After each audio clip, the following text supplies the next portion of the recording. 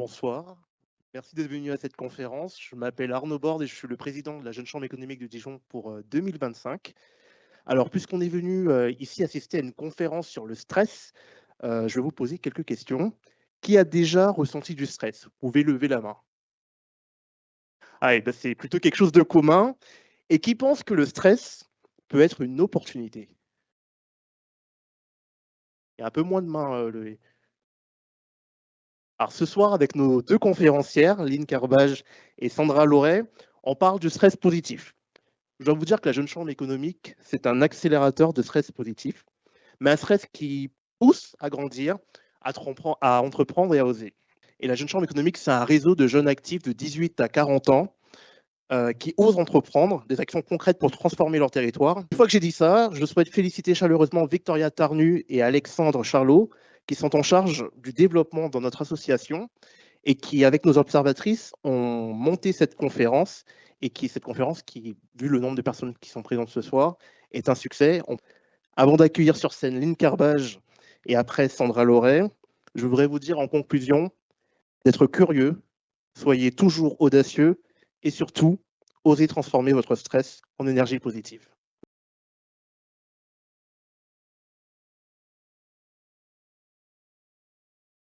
Bonsoir à tous et merci d'être venus aussi nombreux, puisque lorsqu'on en entend parler du stress, généralement, on fuit. Et moi-même, j'ai failli fuir quand je me suis rendu compte que j'allais présenter cet événement devant toute cette salle avec autant de monde. Mais ne vous inquiétez pas, ce soir, on va parler de du versant du stress positif. Donc, bonne écoute à tous. Alors, il paraît que le stress est un fléau. En France, c'est plus de 95 des Français qui sont stressés ou anxieux. L'Organisation mondiale de la santé le qualifie de maladie du 21e siècle. Plus de 2 salariés sur 3 se disent stressés et plus de 80 des consultations sont liées de près ou de loin au stress. Donc, c'est un petit peu triste. Le stress, c'est quoi? Le stress, c'est avant tout une réaction naturelle de notre corps face à un événement que l'on perçoit comme menaçant. Donc, il y a cette notion de perception. Donc, le stress est unique en fait. Chacun le perçoit différemment. Et en fait, il pousse notre corps à réagir pour s'adapter et gérer la situation. Le stress peut être externes, par exemple des accidents de la vie courante, des problématiques de notre vie quotidienne, mais également il peut être interne, c'est-à-dire provenant de nos propres pensées qui peuvent être négatives, incohérentes, contradictoires. Le stress a fait l'objet de nombreuses études, aussi bien de la neuroscience que de la médecine. En 1865, on ne parlait pas encore de stress, mais on parlait d'homéostasie. C'était la réaction de l'organisme pour retrouver son équilibre, une genre d'adaptation. C'est qu'en 1956 que Dr Seyley est arrivé à poser le mot stress. En 1989, c'est Dr Beck, lui, qui est arrivé avec une solution qui a prouvé son efficacité contre le stress et d'autres problèmes, qui s'appelle la thérapie cognitivo-comportementale. Donc, quel est le comportement des Français face au stress? Face au stress, 30% des Français ne font rien. Aucune initiative n'est mise en place. 60% des Français tentent de mettre en place une initiative par eux-mêmes. Et enfin, seulement 10% consultent. Le stress impacte notre corps dans sa globalité. Il provoque aussi bien des troubles du sommeil, affaiblit notre immunité, nous provoque des troubles digestifs, des problèmes de cheveux, de peau, de concentration, la totale. Et enfin, s'il se poursuit sur le long terme, il peut provoquer des maladies chroniques comme les maladies cardiovasculaires et bien d'autres encore. Quand on est stressé, tout commence dans une petite zone de notre cerveau qui s'appelle l'amygdale, qui est le centre de nos émotions.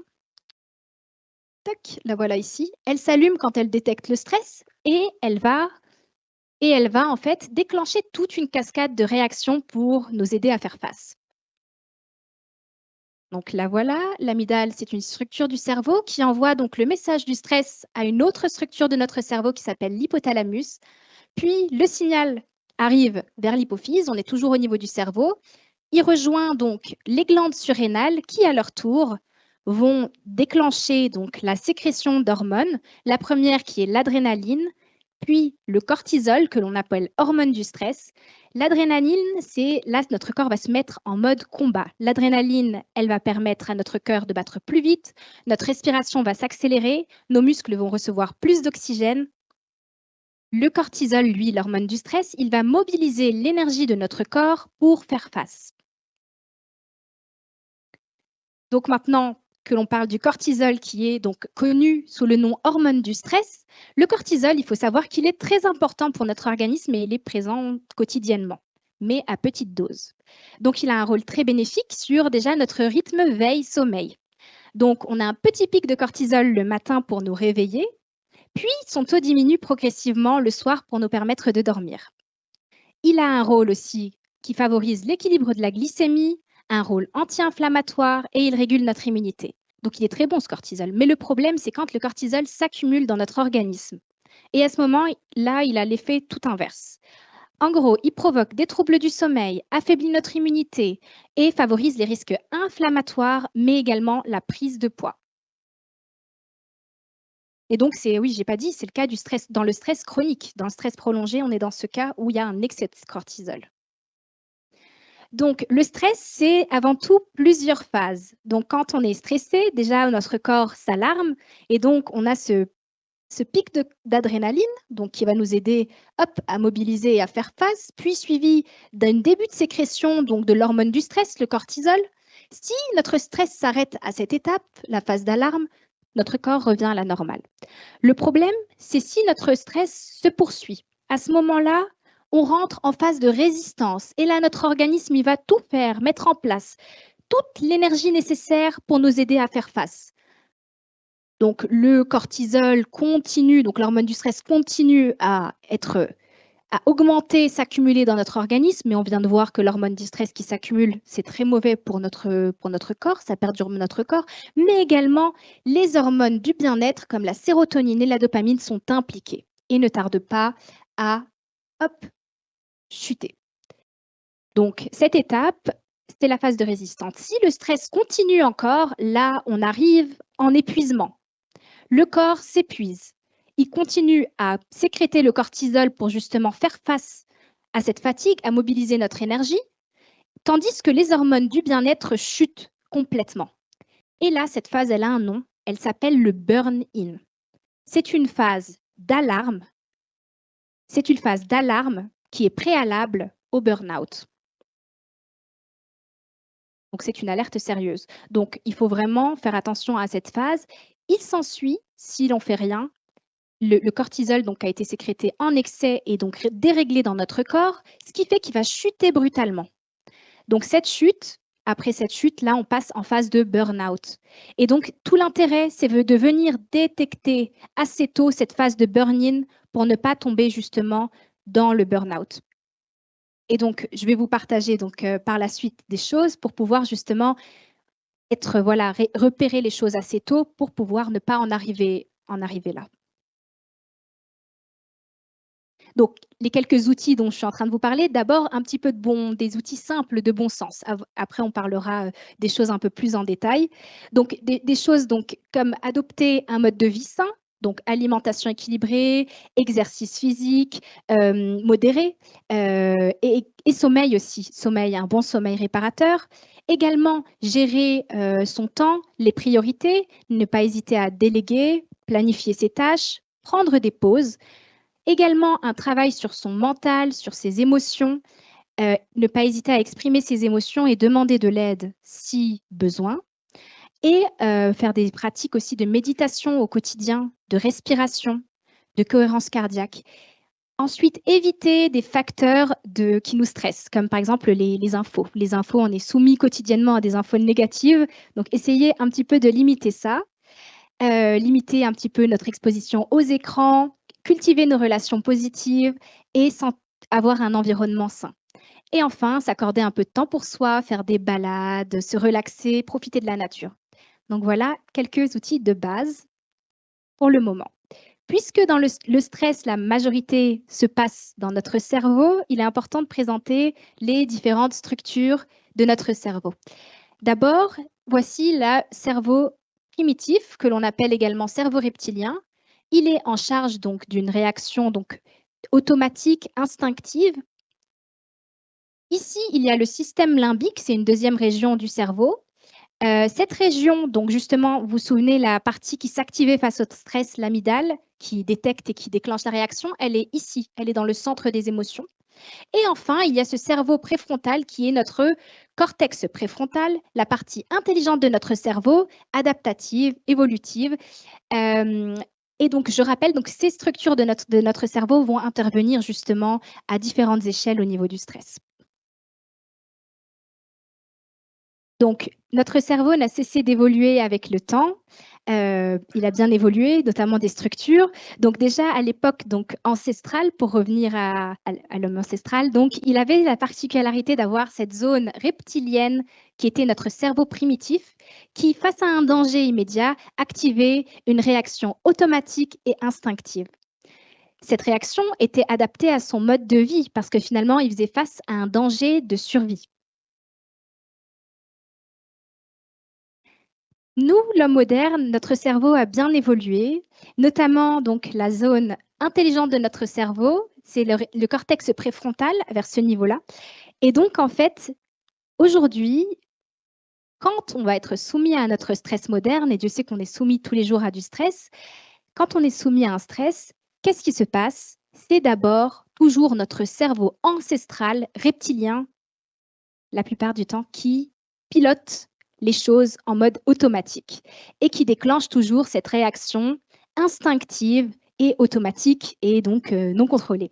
Et ce qui est dommage, parce que pourtant on a ce cerveau intelligent, c'est que la réponse n'a plus le temps de remonter à notre cortex préfrontal qui, lui, aurait les capacités d'analyser, de prendre du recul et de trouver les solutions.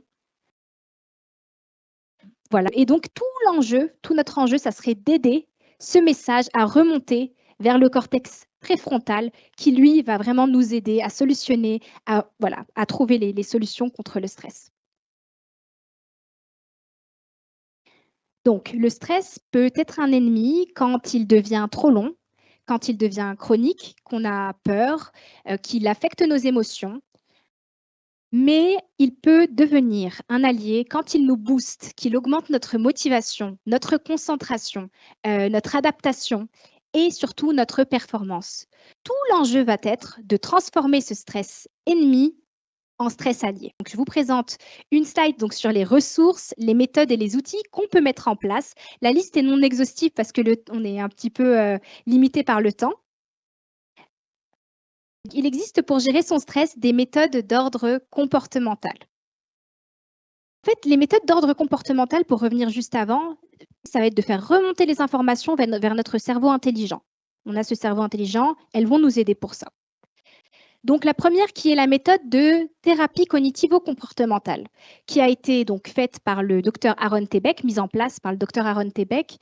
Lui, il est parti du principe que la majorité de notre stress, elles proviennent de nos pensées internes, qui sont incohérentes, négatives, qui sont vraiment contradictoires. Et il y a tout un travail sur nos propres pensées à faire. Et donc, ce monsieur, donc cette thérapie cognitivo-comportementale est mondialement reconnue, efficace et permet de traiter des problématiques comme le stress, mais également comme l'anxiété, la dépression, les addictions et bien d'autres problèmes encore. Il y a une étape d'identification des pensées donc, qui posent problème et qui déclenchent le stress. Ensuite, une étape d'analyse de ces pensées et un travail pour remplacer ces pensées par de nouvelles pensées qui soient rationnelles et positives. Et donc, cette méthode, pour pouvoir la pratiquer, normalement, on doit avoir recours à un spécialiste qui pratique la thérapie cognitivo-comportementale, mais il faut savoir qu'elle peut nous aider, il faudrait pouvoir nous en inspirer, pourquoi pas, pour pouvoir prendre du recul sur notre stress et sur nos pensées. Donc, une deuxième méthode qui est toute simple et qui également a fait ses preuves, et qui est donc tout le monde peut la mettre en pratique au quotidien, c'est la créativité. Les études ont montré que la créativité permettait de baisser l'hormone du stress, qui est le cortisol, et également d'augmenter les hormones du bien-être. Mais la créativité, c'est pas forcément d'être un grand artiste. Ça peut être toutes sortes de choses, des petites choses, comme par exemple dessiner, jardiner, organiser une invitation et inviter ses amis. Ça peut être organiser un voyage. Donc, en fait, vraiment, le but de la créativité, c'est créer sans se mettre la pression. Donc, d'autres méthodes qui ont fait leurs preuves, ce sont la méditation, la relaxation et la respiration. Donc, sur des imageries qui ont été faites sur des cerveaux, on a vu chez les méditants que le réflexe émotionnel face à un stress était atténué et également un renforcement de la communication entre l'amygdale qui s'active, la petite zone émotionnelle qui s'active, et également jusqu'au cortex intelligent. La méditation, elle est déjà implantée dans pas mal d'hôpitaux en France. Et pour pouvoir la pratiquer au quotidien, vous pouvez télécharger des applications comme Petit Bambou, Calme ou la cohérence cardiaque avec Respirelax. Je vous montre pas. Ensuite, il y a encore donc plein d'autres méthodes, dont la méthode de la sophrologie, qui est une méthode intéressante, qui regroupe un ensemble d'outils. Elle s'inspire de pas mal de pratiques, comme par exemple la méditation, la respiration, le yoga, et bien d'autres choses encore. J'ai le plaisir pour ça de passer la main à ma collègue sophrologue Sandra Loret, qui va vous parler de la sophrologie, et je reprendrai ensuite la main pour pouvoir présenter d'autres solutions pour bien gérer son stress. Bonsoir à tous et merci d'être présents, nombreux. Donc, je suis là en tant que sophrologue pour prendre le relais également de Lynn et vous mettre en avant qu'il existe effectivement bien d'autres aides pour gérer son stress et le transformer en positif. Donc, la sophrologie, en fait, existe depuis 1960. Elle a été mise en place par un neuropsychiatre, Alfonso Caicedo, peut-être que vous en avez déjà entendu parler. Et il a, je dirais, pris le temps d'aller voir ce qui se passait ailleurs, notamment à travers le monde. Et il a étudié notamment en Inde le yoga, la méditation au Japon, au Tibet. Et il est revenu avec justement pas mal d'idées et cette idée de mettre en place justement de regrouper tous les courants qu'il avait observés et d'en faire la sophrologie, donc qui s'inspire donc du yoga, de la méditation, de l'hypnose aussi, puisque dans les années 60-70, l'hypnose se développait avec les travaux notamment de Charcot à la Salpêtrière. Et donc, il a pris tous ces courants-là et il en a fait globalement la sophrologie qui est l'équilibre entre le corps et l'esprit.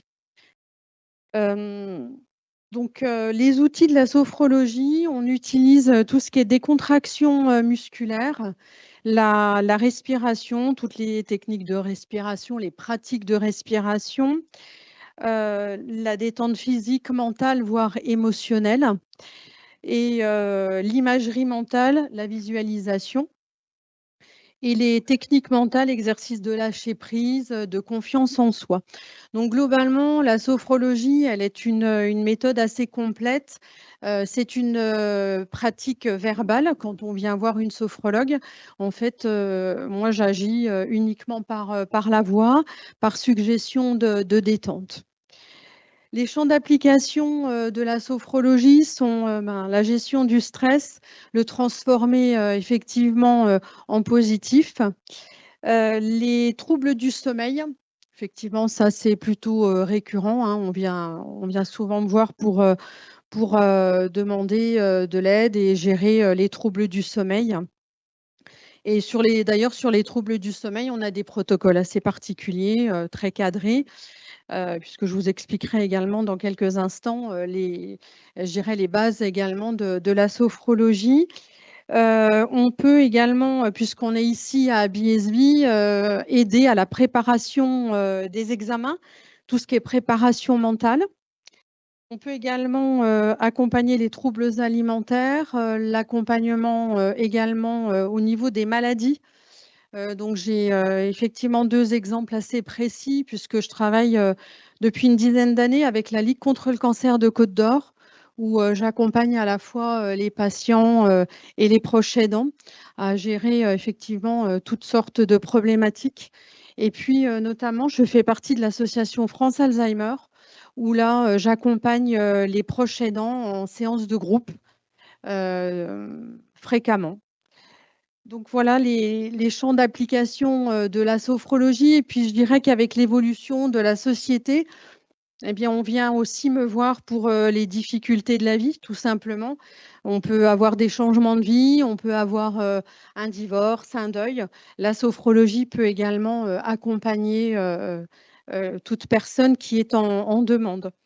Donc effectivement, comme je vous disais il y a quelques instants, quand on vient voir une sophrologue, il faut avoir l'intention de faire quelque chose pour soi, hein. On ne peut forcer personne à se détendre, à avoir cette démarche de mieux-être. Et puis, la sophrologie, elle est basée sur l'entraînement et la régularité. D'où, effectivement, je te suis dans les pratiques respiratoires, la méditation, hein. Effectivement, on propose, et c'est ce qu'il y a d'intéressant dans la sophrologie, c'est que vous avez des séances en cabinet et vous pouvez avoir des outils que vous pouvez pratiquer au quotidien. La sophrologie, elle se pratique aussi bien en groupe qu'en individuel, avec effectivement toutes sortes de… on prend surtout le temps en individuel, évidemment, pour fixer une ligne tout un accompagnement de séance et puis d'avoir aussi, je dirais, le plaisir et la satisfaction de se gérer seul. Voilà, je vous remercie de votre attention. Merci beaucoup, Sandra. C'était vraiment super. Je vous propose de continuer un petit peu sur les solutions. Donc, on avait parlé juste avant de tout ce qui était les solutions d'ordre comportemental. Et là, on va se retrouver pour les solutions d'ordre nutritionnel. Il faut savoir que quand on est stressé, notre corps est affaibli, il est fatigué. Et c'est très important de lui donner tout ce qui est nutriments importants pour pouvoir résister, lutter et se renforcer. Et aussi, il faut savoir qu'il faut prendre soin de son intestin quand on est stressé. L'intestin, c'est le deuxième cerveau. Il contient plus de 200 millions de neurones. Et jusqu'à aujourd'hui, on savait que le stress impactait notre intestin. Mais aujourd'hui, les études montrent que notre intestin impacte également notre santé mentale et émotionnelle. Quand on veut prendre soin de son intestin, il faut également prendre soin de son microbiote intestinal. Qu'est-ce que c'est? C'est la flore bactérienne qui peuple nos intestins. Et le microbiote intestinal également a un rôle dans la réduction du stress. Pour pouvoir prendre soin de son microbiote intestinal, il peut être intéressant également de consommer des prébiotiques qui peuvent être dans des fruits et légumes ou des probiotiques.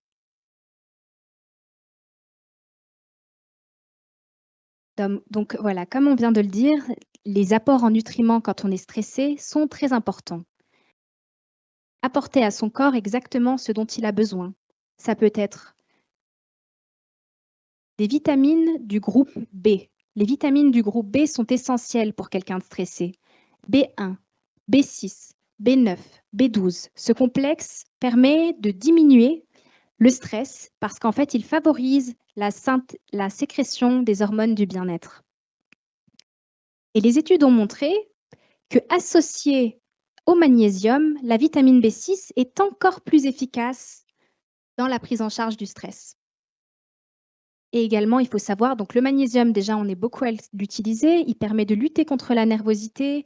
Il permet également de lutter contre le stress et la fatigue, voilà, à tous les niveaux. Mais également, ce magnésium, il est très important dans des cas de stress chronique parce que quand on est stressé chronique, on l'élimine dans les urines naturellement. Donc, se supplémenter dans ce cas-là est d'autant plus important.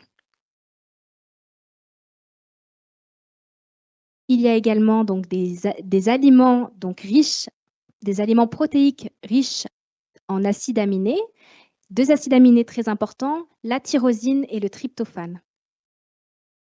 La tyrosine et le tryptophane sont très importants parce qu'ils sont également précurseurs, donc ils sont également responsables de la sécrétion des hormones du bien-être, motivation, plaisir et apaisement. Donc ils sont contenus dans certains aliments. La liste n'est pas exhaustive. Et enfin, donc les oméga 3. Les oméga 3 qui sont contenus dans des poissons gras ou des aliments gras comme les huiles. Donc les oméga 3 sont très importants également dans la gestion du stress. Pourquoi? Parce qu'en fait, ces oméga 3 permettent de réguler l'humeur et également de lutter contre l'inflammation neuronale. Ils préviennent donc par conséquent le stress, mais également l'anxiété, la dépression. Donc, ils peuvent être très importants.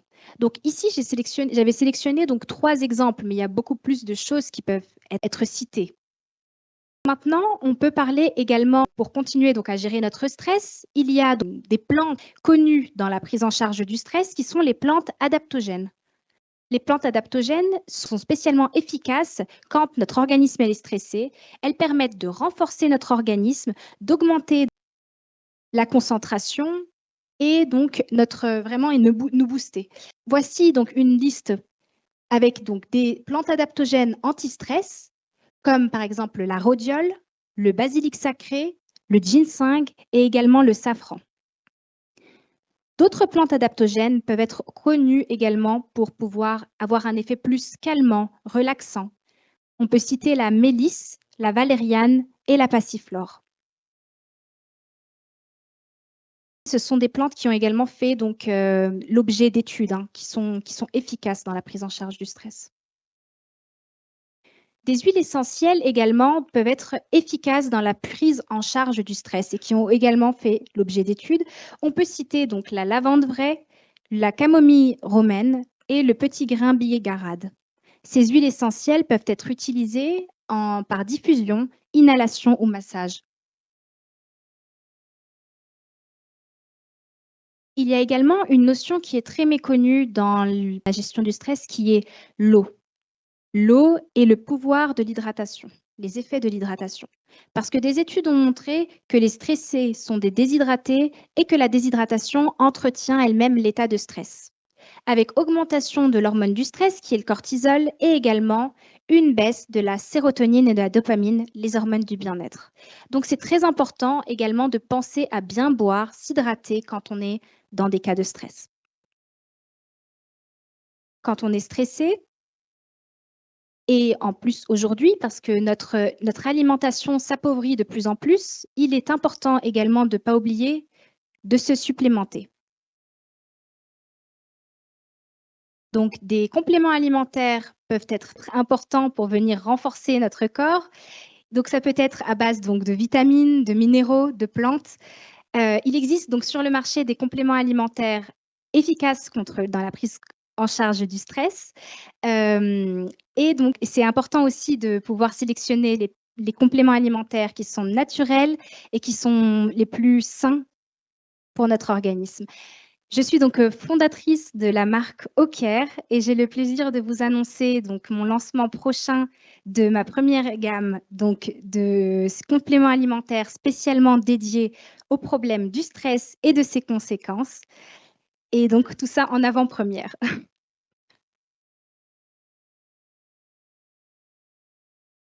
Donc le stress, on avait dit qu'il était ennemi. Tout notre but a été, j'espère, donc de pouvoir le transformer en un réel allié et plus particulièrement en un moteur. Et enfin, surtout, pour pouvoir justement utiliser ce stress pour réussir à trouver sa zone d'excellence. Pour appuyer mon propos, je me suis donc appuyée sur des études qui puissent étayer mon propos. Un certain stress à une dose optimale et bénéfique pour l'organisme et pour la performance. Cette zone de performance se trouve entre 2 zones. Pas assez de stress ou beaucoup trop de stress. Donc, c'est une zone qui est personnelle finalement. Pour pouvoir la retrouver, donc pas assez de stress, c'est quand on s'ennuie, on n'a pas de motivation, on a du mal à Voilà, on a du mal vraiment à se sentir stimulé. Et beaucoup trop de stress, on a donc tous les mauvais symptômes du stress chronique, l'épuisement, les problèmes émotionnels, la fatigue.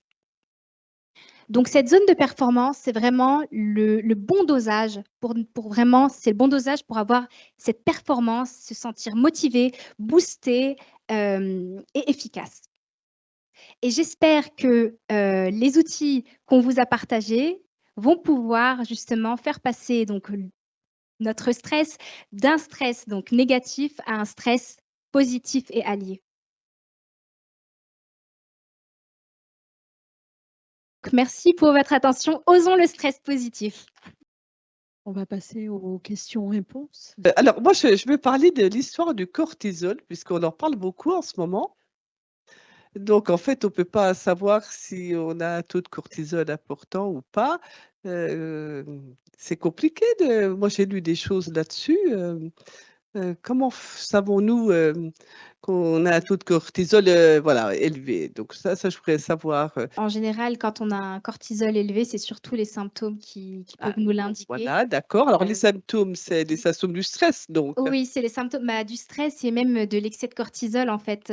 Généralement, on a une prise de poids par exemple Ah d'accord. au niveau des graisses de l'abdomen. On sent qu'on est affaibli, donc on peut tomber facilement malade. On a de l'inflammation au niveau des articulations. On a du mal à dormir. Donc c'est vrai que le cortisol, quand en tout cas il est en excès, c'est vrai que c'est quelque chose qui est assez, qui se ressent par des symptômes. L'épuisement aussi, parce qu'en fait son but à lui, le premier, c'est de mobiliser toute l'énergie de notre corps pour faire face. Sauf qu'il vide notre énergie. Oui, alors donc il faut savoir bien gérer son corps, sa tête, etc. Je voudrais savoir si vous avez aussi des idées où trouver le stress positif, le changer contre le négatif. Merci. Ce stress positif, on peut le trouver donc dans plein de choses, donc des choses simples, mais également des outils, des ressources. C'est une petite histoire à vous raconter. Lors de la Deuxième Guerre mondiale, il y a eu un médecin qui a analysé donc les femmes qui sortaient de guerre et il y avait certaines femmes qui le vivaient très mal, qui n'arrivaient plus à se reconstruire, qui avaient tout perdu. Tandis qu'il y avait un deuxième groupe de femmes qui, elles, avaient tout perdu également, mais qui étaient beaucoup plus fortes. Et lui, tout son travail, c'était pourquoi ces femmes-là, eh bien, elles arrivent à tenir debout et finalement, elles gèrent le stress positivement. Le stress dans la vie, on ne peut pas l'annuler, mais on peut justement utiliser donc des outils, des ressources pour pouvoir le transformer en positif et pour pouvoir arriver dans sa zone d'excellence. Ce sont des outils donc nutritionnels, nutritifs, donc essayer de consommer les bons aliments, les bonnes vitamines, les bons minéraux, mais également comportemental. Donc la première partie avec tout ce qui est les techniques donc, de sophrologie, de méditation, c'est des techniques qui ont fait leurs preuves. Donc c'est-à-dire qu'on a maintenant aujourd'hui le recul scientifique pour savoir que quand on médite, notre cerveau gère l'information. C'est la partie intelligente du cerveau qui gère l'information. Et la cohérence cardiaque également. C'est une technique qui marche. Ce médecin qui avait analysé ces femmes à sortie de guerre, il avait dit les femmes qui arrivaient à transformer son stress positif, c'était des femmes qui arrivaient à accéder donc aux ressources, aux outils qui étaient disponibles et également qui arrivaient à s'entourer, qui arrivaient à se tourner vraiment vers des choses de la vie plus positives, donc d'où la créativité. Donc finalement, derrière toutes ces choses, moi, il y a la science, donc je sais que ça fonctionne, mais c'est ce qu'il avait vu en tout cas dans ses travaux, donc c'était hyper intéressant. On insiste toutes les deux sur les ressources, les capacités. Et en sophrologie, effectivement, hein, je parlais d'entraînement de régularité. Donc, ce n'est pas en quelques jours ou en quelques semaines qu'on va pouvoir transformer ce stress en positif. C'est vraiment au quotidien, avoir les outils, les utiliser et en voir les bienfaits et avoir envie d'y revenir le plus souvent possible. On parle aussi d'hygiène de vie en sophrologie ou de philosophie de vie. Moi, ma question serait autour de la durée. À partir du moment où on commence à mettre en pratique, on est suivi par un thérapeute, voilà, un psychologue, une sophrologue, à partir de quand on peut se dire, voilà, j'ai un jalon, je peux commencer à voir les effets et ainsi ça encourage dans notre pratique. La durée est propre à chacun. Ça va dépendre de sa situation, de tout son contexte. Et donc, Sandra, je pense qu'elle peut aussi témoigner. Je peux également rajouter qu'effectivement, on ne va pas parler de temporalité en fait. On va vraiment parler de rythme qui est propre à chacun. Chez certaines personnes, voilà, ça va être plus long, mais c'est vraiment s'adapter au rythme de chacun. Et je dirais c'est en termes de ressenti en fait. Si par exemple les troubles du sommeil s'améliorent, que vous avez plus d'envie, plus d'énergie, c'est là qu'on peut peut-être constater que les choses commencent à évoluer.